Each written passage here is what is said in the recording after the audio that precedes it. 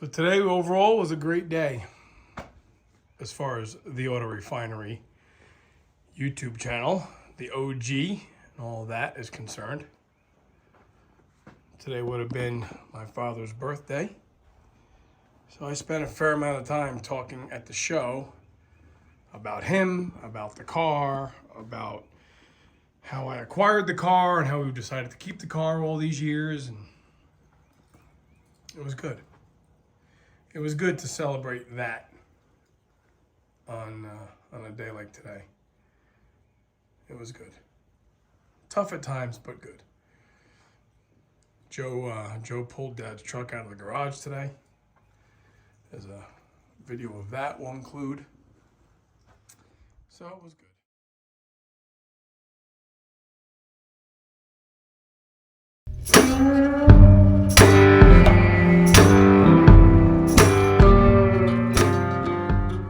I certainly am committed to this process. What I'm going to continue to do now is start hacking the rust out of here. Again, really trying to save the visible part of the trunk jam. Let me just see if I can't nibble away, sneak up on it. It's definitely an exercise in tenacity and patience. Here, we're gonna have to get custom because this is certainly into the trunk jam. But I'm trying to save all originality here. So that we'll have to make a concession. Everybody will have to agree that will need some work, and most likely over here. But we can hide that with, that's a factory seam sealer area anyway. All right, so more visual inspiration, I guess I'd say. I wanted to cut out some more rust, and what I had to do is I had to call in the big guns. I had to call Justin in to give me some moral support because I'm starting to really cut apart parts of the car that I was hoping to save. And he told me to just cut it, right? No turning back. No turning back. I guess we're keeping the car. So this is the gutter, right, guys, for the wiring harness. And we have all that trunk surround. I just showed Justin, and the package tray came right out. And, you know, we have this all cleaned up. The rear window beam, I guess we're going to call it the lower sill for the rear window, came out. But I had to work on getting all of this to fit. And here's what I'm coming up with. It fit better a minute ago, didn't it? So we're going to be able to use this new trunk jam, new from the donor car, and maintain the original painted part of the jam and hide the seam behind the weather stripping. That's the plan anyway. So what I'm gonna do is just stay the course, I think. Maybe we'll put Justin on the grinder a little bit. And just keep cutting out rust that I know is there, and my goal is just to have holes in here to weld the new metal underneath via spot welds, plug welds, and not see it and bury it behind the seam seal, the weather stripping. That's the plan, and I'm sticking to it for now. I think for now. Although, it makes a cool El Camino. I think we should just leave it like this, and it does look cool, huh? Like a Nova hatchback. All right, we're going to keep on keeping on and making all of these puzzle pieces fit. Got to hurry up because it's almost beer o'clock. Cool, Saturday afternoon. I got a college kid, he's about to graduate. I got a college kid here who wants to work on hot rods. Well, there we have it. This is the final mocking for the day. Not final, but. So you can see here, package tray kind of goes in the way it's supposed to. The rear window sill goes in the way it's supposed to. Here we start picking up our new trunk weather stripping channel, which I've decided to put, or Justin and I, we've decided to put underneath the original flange. We're gonna drill holes in this flange. Justin prepped it all. And I'll plug weld through that into the new weather stripping channel. So it's got new wire loom groove gutters. We just kept those with the donor parts. This piece here will get, drawn up. Let me see if I can't do that. This gets drawn up tighter, and then that'll probably get welded in here a little bit. Spot welded, but man, everything lines up and fits. Very happy. We did notch this piece here. We notched to go around the trunk latch so that the donor trunk seal lip goes underneath the original one, because I didn't want to see this sharp edge here. So now the lip on the back of this donor piece is hidden underneath the car. So that's all good. I think it fits really nice. Nicely. Fits nicely. Okay. And you know what they say, 'tis Miller time. So that's a good day. That's a real good day. Less and less rot to look at on this car. Was down here at 4:15. 4:15. I got down here at 8:15. So that's an 8-hour day, guys. Justin was just saying this is like a mini time machine. Yeah, this is what, a friggin' palmetto tree, they said, fell on it, blew the windows out of it. It sat like that for, 10 years. So this is the part that we cut out this morning. This is the package tray that came out this morning in the rear windowsill. You see, I didn't even try to mess with that. So then you get a visual of this is how bad it looked. Everybody would see the car and say, how the heck are you gonna fix that? Well, there's no fixing this. There's no fixing that. The only thing you can do, here, Justin's gonna grab the phone. The only thing you can do is take it out and put new. And luckily, Nick from Ohio took a ride to us a couple weeks ago and brought us all these parts. And that's why the car's back in here. Very excited. I am really, really relieved that this all went together as well as it did. So when this is all together, the plans will be to paint this all body color, and then this lip for the rear windowsill up to here somewhere gets blacked out, and everything else is body color.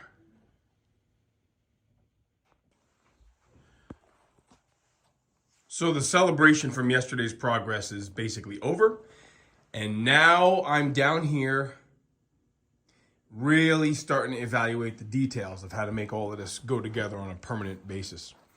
And as the song says, welcome to my nightmare.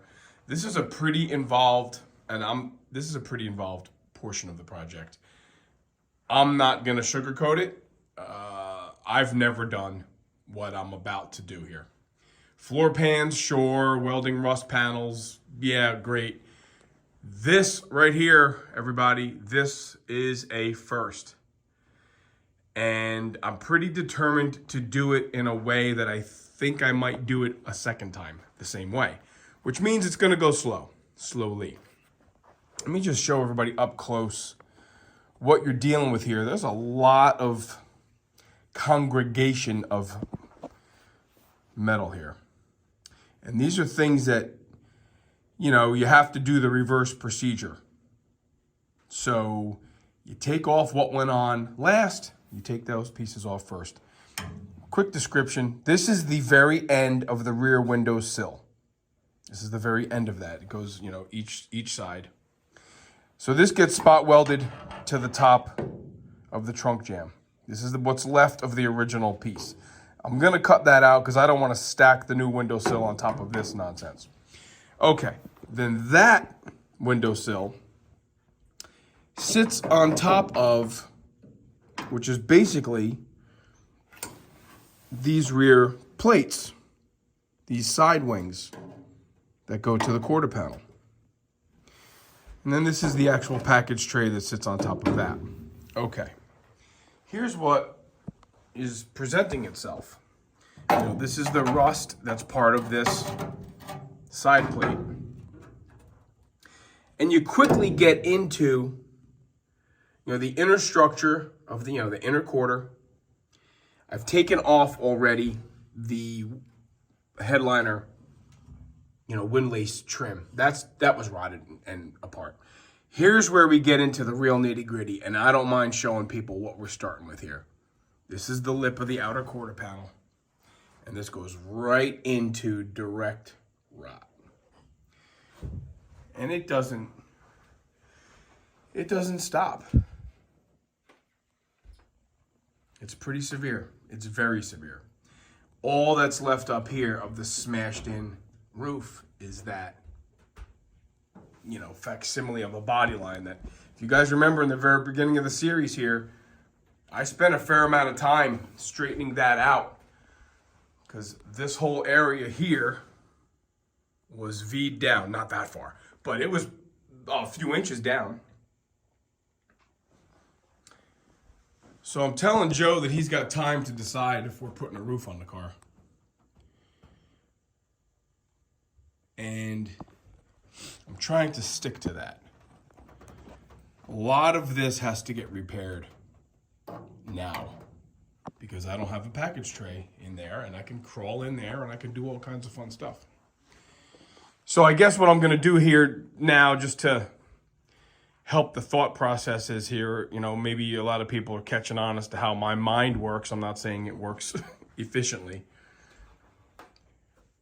But I do like to spend a fair amount of time removing the rust, cleaning up what's there, starting to envision the repair procedure, not just the finished product.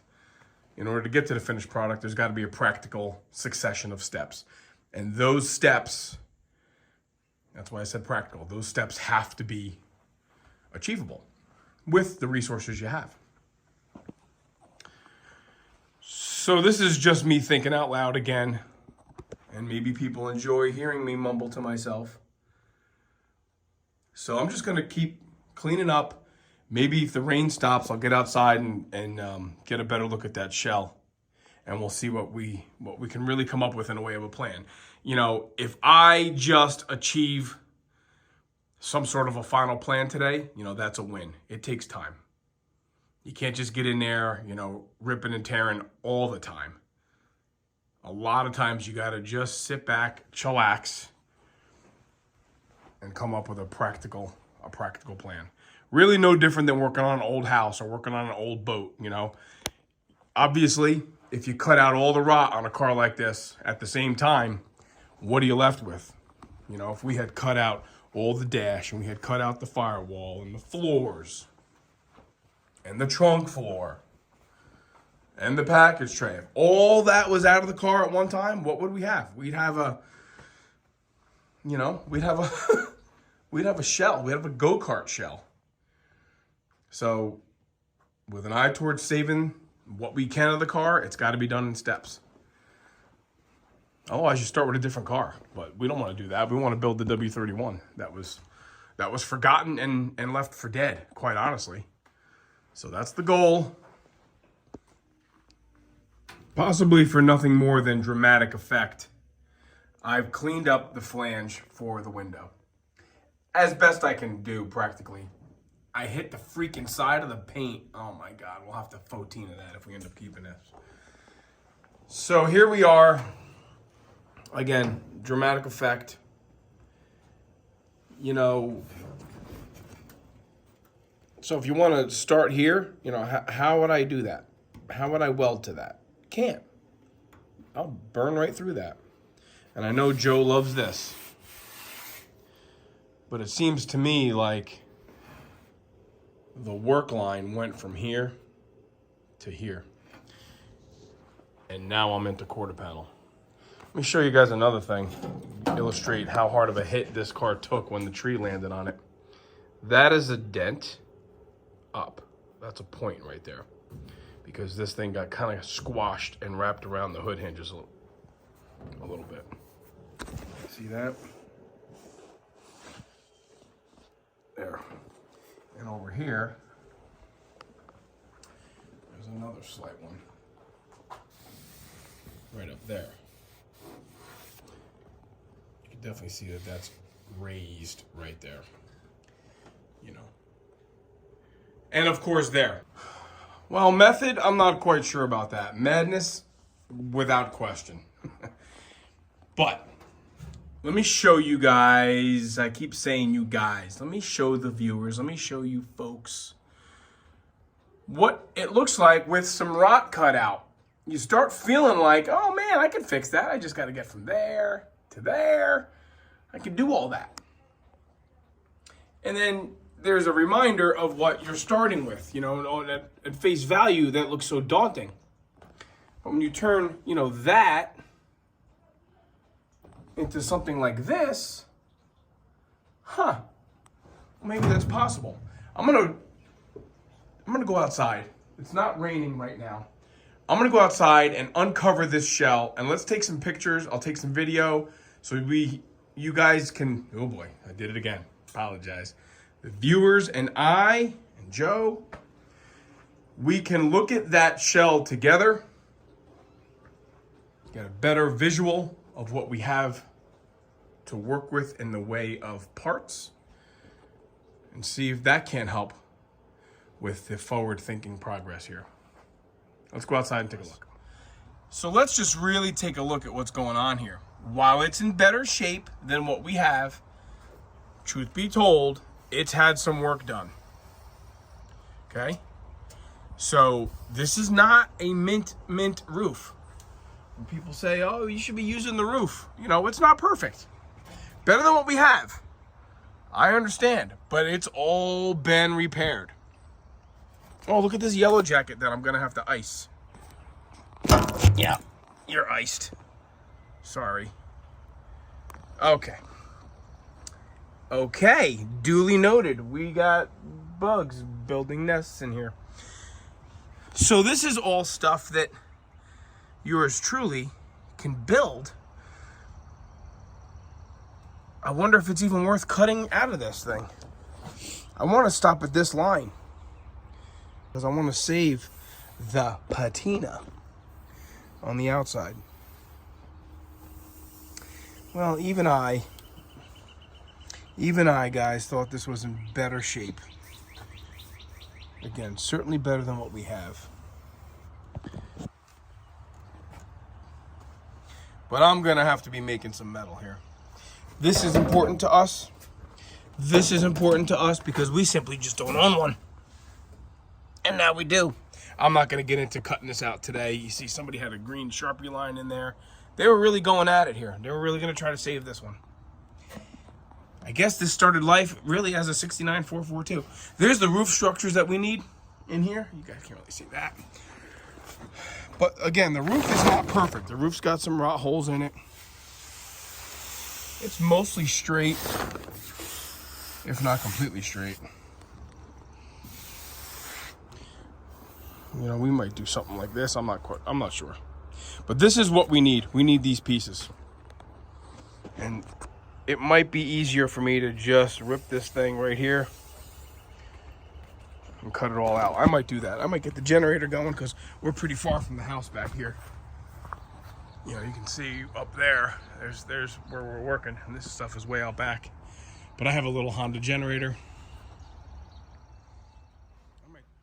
So that's that. I think I have the preliminary portions of what I have to cut out. There's more, I'm sure. But it cleans things up with respect to, you know, distracting the eye. Because sometimes I just get so fixated on all the bad stuff that I can't see what's worth saving. And I know a lot of people will say, man, it's all bad stuff there, dude. What's wrong with you? What are you looking at? That whole thing is freaking bad stuff. Well, it's what we have to work with. So, you know, there's a little bit of rot there, but I'm thinking I'm going to save some of this. But, okay, that's enough making noise and breathing in metal and all that nasty stuff today. I think I'm going to clean up and just play around with couple more things on the roof. I talked to Joe, and we really are leaning towards just keeping this roof on the car. The bodies. So I have the essentials to do what I want to do. I got a Honda generator. I got a DeWalt grinder. I got a nice cold beverage. And I'm going to extract these mounting plates for the package tray from the shell. And I'm not gonna get rammy and go cutting into all the window channel because I wanna use this. So we're gonna delicately and somewhat precisely just cut all the meat down below so that I have something to work with inside and I don't tamper with the window channel here. Mission accomplished. There's the wheel houses and those mounting tabs I need for the package tray harvested out of that. This doesn't fit. Harvested out of that part shell. Sometimes it pays to have all of this stuff. Why do you have a generator? You already have a generator. Why do you have this little one? You know, so I can cut a car apart out back. All right, this is cool. Now it's starting to rain. So that's the next project. Get these pieces installed, replace the missing one, and work on that rusty one. More metal, man.